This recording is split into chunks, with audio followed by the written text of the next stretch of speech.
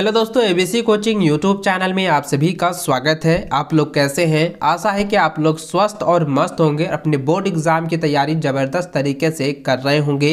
आज की इस वीडियो में कक्षा 11वीं के हिंदी इलेक्टिव का most important VBI objective question देखने वाले हैं, जो कि आर्ट्स, साइंस, कॉमर्स तीनों संकाय के विद्यार्थियों के लिए काफ़ी इंपॉर्टेंट होने वाला है।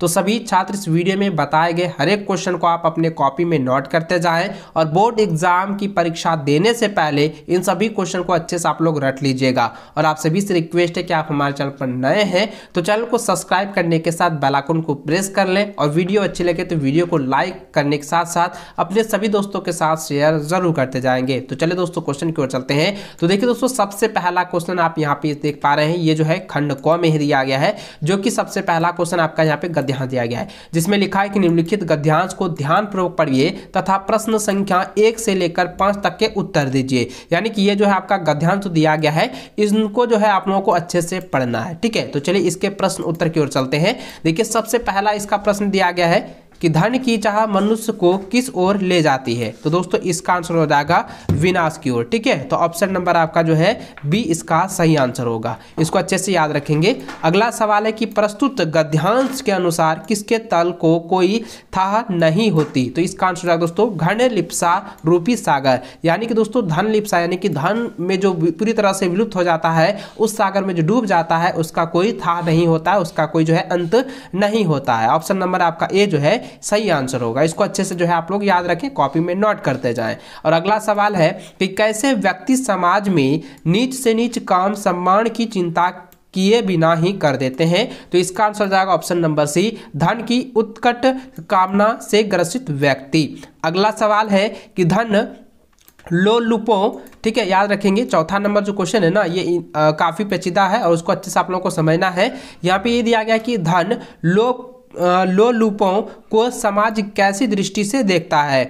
यानी कि उसको जो है धन से पूरी तरह से जो लालायित हो जाती है, तो उनको जो है समाज जो है, ठीक है, यानी कोई व्यक्ति जो है अचानक से पूरी तरह से जो है अमीर हो जाता है, तो वो समाज जो है वो किस नज़र से उसको देखता है। ये आपको यहाँ पे सवाल पूछा गया है। तो इसका आंसर दोस्तों हो जाएगा हे दृष्टि से। ठीक है, ऑप्शन नंबर आपका जो है हे दृष्टि, जिसको हम लोग क्रूर दृष्टि से भी कहते हैं। तो इसको ऑप्शन नंबर जो है ए इसका सही आंसर होगा। अगला सवाल है कि प्रस्तुत गद्यांश का शीर्षक बताइए। तो दोस्तों इसका आंसर आएगा धन लिप्सा का परिणाम। यानी कि पूरी तरह से जो धन से लिप्त हो जाती है, तो उसका क्या परिणाम होगा, क्या दुष्व्यवहार होगा, उसी के बारे में यहाँ पे ये गद्यांश जो है प्रदर्शित कर रहा है, बता रहा है। चलिए अगला सवाल है कि निम्नलिखित पद्यांश को ध्यानपूर्वक पढ़कर प्रश्न संख्या 6 से लेकर 10 तक का उत्तर दीजिए। यानी कि दोस्तों ये जो है 4 लाइन की जो पंक्ति दी गई है, यह एक कविता है यानी कि पद्यांश है, इसको आप लोगों को पढ़ना है। तो चलिए इसका मैं प्रश्न उत्तर की ओर चलता हूं। तो देखिए सबसे पहला प्रश्न इसका दिया गया है कि देश किसके बिड़हर वन में भटक गया है। तो दोस्तों इसका आंसर आएगा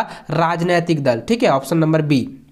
अगला सवाल है कि मन में हमेशा संशय क्यों उत्पन्न होता है। तो दोस्तों इसका आंसर आएगा ऑप्शन नंबर ए, भविष्य की चिंता के कारण जो है मन जो है हमेशा संशय उत्पन्न करता है। ठीक है, याद रखेंगे। अगला सवाल है कि यहाँ राष्ट्र का क्या आशय है। तो इसका आंसर आएगा एकजुट देश। ठीक है, ऑप्शन नंबर सी। अगला सवाल है कि प्रस्तुत पद्यांश का उचित शीर्षक बताइए। तो इसका आंसर आएगा ऑप्शन नंबर ए, देश और नेता। ठीक है, ये जो आपका पद्यांश दिया गया था, इस पद्यांश का जो महत्वपूर्ण शीर्षक होगा वो होगा देश और नेता। ठीक है, चलिए अगला सवाल है कि संशय शब्द का अर्थ क्या है। तो संशय का अर्थ होता है संदेश। ठीक है, जो कि ऑप्शन नंबर आपका ए जो है सही आंसर होगा। अगला सवाल है कि निबंध का अंतिम भाग कहलाता है। तो इसका आंसर आएगा निष्कर्ष। ठीक है, अगला सवाल है कि निबंध लेखन में डैश यानी कि रिक्त स्थान विचारों की अभिव्यक्ति ऐसी होती है, यानी कि मौलिक विचारों की अभिव्यक्ति होती है। ऑप्शन नंबर आपका ए जो है सही आंसर होगा। अगला सवाल है कि समाचार पत्र के संपादक के नाम लिखे गए पत्र में संबोधन हेतु किस शब्द का प्रयोग प्रचलित है। तो दोस्तों इसका आंसर आएगा महोदय, ऑप्शन नंबर ए। अगला सवाल है कि जनसंचार माध्यमों का प्रमुख कार्य होता है? तो इसका आंसर हो जाएगा सूचना देना और शिक्षित करना। ऑप्शन नंबर ए इसका सही आंसर होगा। अगला सवाल है कि रिपोर्ट में दी गई जानकारी का स्वरूप होना चाहिए। तो दोस्तों इसका आंसर हो जाएगा तथ्यात्मक होना चाहिए। तो ऑप्शन नंबर सी में दिया हुआ है। ठीक है, अगला सवाल है कि पीटीआई क्या है? ये क्वेश्चन जो है इस बार भी 100% जो है बोर्ड की परीक्षा में टच होंगे, पूछे जाएंगे। इसको याद रखेंगे, पीटीआई जो होता है वो होता है समाचार एजेंसी। ठीक है, ऑप्शन नंबर ए इसका सही आंसर होगा। अगला सवाल की ओर चले तो अगला सवाल जो है 17 नंबर दिया गया है कि पत्रकारिता के विकास में कौन सा मूल भाव सक्रिय रहता है? तो दोस्तों इसका आंसर हो जाएगा जिज्ञासा। ठीक है, याद रखेंगे। अगला सवाल है कि सिनेमा और रंगमंच की तरह रेडियो एक दृश्य माध्यम नहीं बल्कि है। तो दोस्तों उसका आंसर क्या हो जाएगा? एक दृश्य माध्यम नहीं बल्कि श्रव्य माध्यम है। ए नंबर ऑप्शन जो है सही आंसर होगा। अगला सवाल है साप्ताहिक पत्रिका सप्ताह में कितनी बार जो है प्रकाशित होती है? तो साप्ताहिक पत्रिका जो है होती है वो साप्ताहिक मतलब हो गया सप्ताह में एक बार आने वाला, तो यानी कि एक ही बार जो है उसका प्रकाशित होता है। तो ऑप्शन नंबर ए इसका सी जो है सही आंसर होगा। अगला सवाल है कि स्टिंग ऑपरेशन किस पत्रकारिता का एक रूप है? तो दोस्तों इसका आंसर जाएगा खोज परख पत्रकारिता। ठीक है, ऑप्शन नंबर ए जो है सही आंसर होगा। अगला सवाल देखें, यहाँ पे दिया गया है निर्देश में पूछा गया है कि यहाँ पे दिया है निम्नलिखित काव्यांश को पढ़कर प्रश्न संख्या 21 से 23 तक उत्तर दीजिए। तो यहाँ पे देखते दोस्तों देख सकते हैं कि ये जो है कुछ जो है पद्यांश की जो है पंक्तियां हैं, इनको आप लोगों को अच्छे से पढ़ लेना है। देखिए लिखा है कि सहरे बनियो साहा वह भी उठ क्यों बन जाता नहीं महाजन, रोक दिए है किसने उसकी जीवन उन्नति के सब साधन, यह क्या संभव नहीं व्यवस्था में जग की कुछ हो परिवर्तन। तो ये जो 6 लाइन की जो पंक्ति है इनको पढ़ते हुए जो है इसके प्रश्नों उत्तरों को जो है आपको अच्छे से समझना है और इसका आंसर आपको देना है। तो देखिए यहाँ पे सबसे पहला प्रश्न दिया गया है कि प्रस्तुत पंक्ति, ठीक है, यानी कि प्रस्तुत पंक्तियां किस पाठ से ली गई है? तो दोस्तों आपको पता होगा कि संध्या के बाद जो कविता है उससे जो है यह पंक्ति उठाई गई है। तो इसलिए ऑप्शन नंबर जो है इसका सी जो है सही आंसर होगा। ठीक है, इसको अच्छे से याद रखेंगे। अगला सवाल है कि प्रस्तुत कविता में कैसी व्यवस्था की स्थापना पर बल दिया गया? तो दोस्तों इसका आंसर हो जाएगा ऑप्शन नंबर ए समयावादी। अगला क्वेश्चन है कि शहरी बनियों के सम्मान किनके महाजन बन जाने के कल्पना की गई है? यानी दोस्तों यहाँ पे ये कहा गया है कि शहरी बनियों, ठीक है समझिएगा, कि शहरी बनियों के समान किनके महाजन बन जाने की कल्पना की गई है। तो दोस्तों आपको पता होगा कि अगर अधिकतर क्या होता है कि गांव के जो दुकान वाले होते हैं, दुकानदार होते हैं, वो धीरे धीरे जो है शहरी क्षेत्रों के रूप में जो है लेने लगता है। तो इसलिए दोस्तों यहाँ पे जो है कल्पना जो किससे की गई है? तो गाँव के दुकानदार की जो है कल्पना यहाँ पे की गई है। ठीक है, ऑप्शन नंबर 20 का सही आंसर होगा।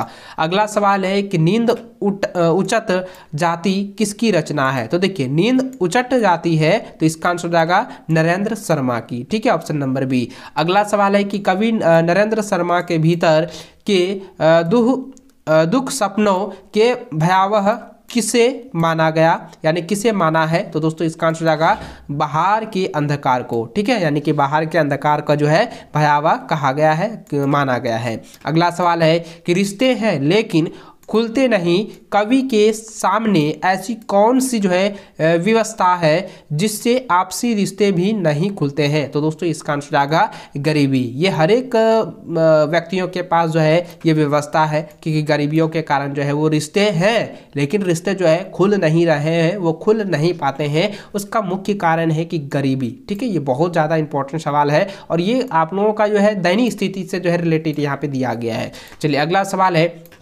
कि सिक्ता, ठीक है याद रखेंगे, यहाँ पे क्वेश्चन 27 नंबर है, कहता है सिक्ता सलील समीर सदा से पंक्ति में कौन सा अलंकार है? तो दोस्तों इसका आंसर जाएगा अनुप्रास अलंकार है। ठीक है, तो ऑप्शन नंबर बी। अगला सवाल है कि जाग तुझको दूर जाना कविता में क्या प्रेरणा दी गई है? तो इसका आंसर जाएगा कठिनाइयों से जूझने की। ठीक है, जो भी आपके पास परेशानी है, जो कठिनाइयां हैं, उससे लड़ने व जूझने की जो है यहाँ पे प्रेरणा दी गई है। अगला सवाल है कि महादेवी वर्मा को अपने किस काव्य कृति के लिए भारतीय ज्ञानपीठ पुरस्कार प्राप्त हुआ है? तो इसका आंसर जाएगा ज्ञानपीठ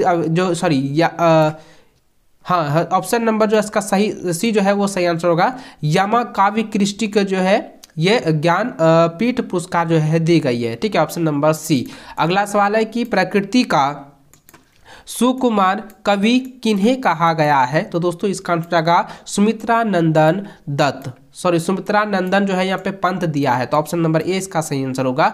अगला सवाल है, यहाँ पे देखें लिखा है कि प्रश्न संख्या 31 से 33 तक निम्नलिखित गद्यांश को पढ़कर पूछे गए प्रश्न का उत्तर देंगे। तो यहाँ पे देखिए दोस्तों ये जो है गद्यांश दिया गया हुआ है, तो इसको आप लोग अच्छे से पढ़ लीजिएगा। इसका मैं प्रश्न उत्तर की ओर चलता हूँ। देखिए इसका जो है यहाँ पे सवाल दिया है कि प्रस्तुत पंक्तियों के लेखक कौन है? तो दोस्तों इसका आंसर जाएगा अमरकांत, ठीक है। अगला सवाल है कि घर में मक्खियों की भिन्न भिनाना पंक्ति से घर की कैसी अवस्था का संकेत मिलता है? तो दोस्तों इसका आंसर जाएगा दरिद्रता, ठीक है, यानी कि ये जो हो जाएगा ऑप्शन नंबर बी। अगला सवाल है कि विभाग की कलर की से किसकी छटनी हुई? तो दोस्तों इसका आंसर जाएगा Munshi Chandrika Prasad, option number A. अगला सवाल है, पूछा गया है कि ज्योतिबा फूले ने किस प्रकार की मानसिकता पर प्रहार किया? तो ऑप्शन आंसर हो जाएगा ऑप्शन नंबर ए हो जाएगा रूढ़िवादी, ठीक है, ऑप्शन नंबर ए। अगला सवाल है कि गजानन माधव मुक्तिबोध के अनुसार व्यवहारिक सामान्य बुद्धि क्या है? तो इसका आंसर हो जाएगा ऑप्शन नंबर बी अपनी बुद्धि विवेक से लोगों को प्रसन्न करना। अगला सवाल है कि जसदेव की पिटाई के बाद मजदूरों का समूचा दिन कैसे बीता? यानी कि जो है जसदेव की जो पिटाई हुई है उसके बाद जो है मजदूरों का जो है पूरा दिन जो है वो कैसा बीता है? तो दोस्तों उसका आंसर हो जाएगा भय और जो है दहशत में जो है पूरा दिन बीता था, ठीक है, ऑप्शन नंबर ए इसका सही आंसर होगा। अगला सवाल है कि उसकी माँ कहानी के लेखक कौन है? तो इसका आंसर हो जाएगा पंडित बेचन शर्मा उग्र। अगला सवाल है कि अभी धरार्थ एक होते हुए भी धव्यनार्थ्य और व्यंग्यार्थ्य अलग अलग हो जाते हैं, प्रस्तुत पंक्ति किस पाठ से उद्धृत है? तो इसका आंसर जाएगा नए की जन्म कुंडली, ठीक है, ऑप्शन नंबर हो जाएगा ए नए की जन्म कुंडली। कि हंस पत्रिका का प्रकाशन किसने प्रारंभ किया? तो इसका आंसर हो जाएगा मुंशी प्रेमचंद्र।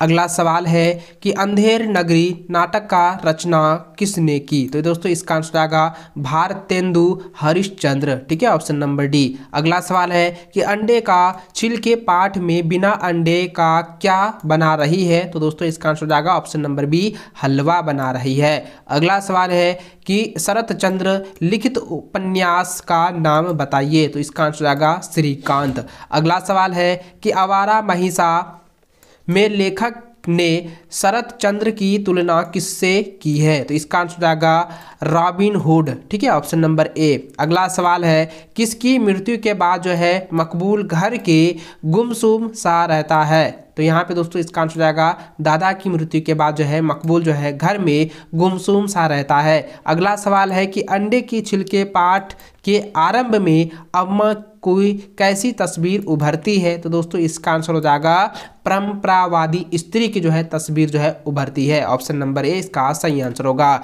इस वीडियो में जो है मैंने आप लोगों को 45 क्वेश्चन बताए हैं जो कि आर्ट्स कॉमर्स साइंस तीनों संकाय के विद्यार्थियों के लिए काफ़ी महत्वपूर्ण है। तो इन सभी क्वेश्चन को आप एग्जाम से पहले जो है अच्छे से रिवीजन कर लीजिएगा और वीडियो अच्छी लगे तो वीडियो को लाइक शेयर जरूर करेंगे और दोस्तों मुझे कमेंट करके बताएंगे कि आपको कौन सी सब्जेक्ट की जो है और वीडियो चाहिए और नीचे कमेंट करके जो है अपनी राय जरूर देंगे, ठीक है। चलिए दोस्तों मिलते हैं नेक्स्ट वीडियो में, तब तक जय हिंद, वंदे मातरम।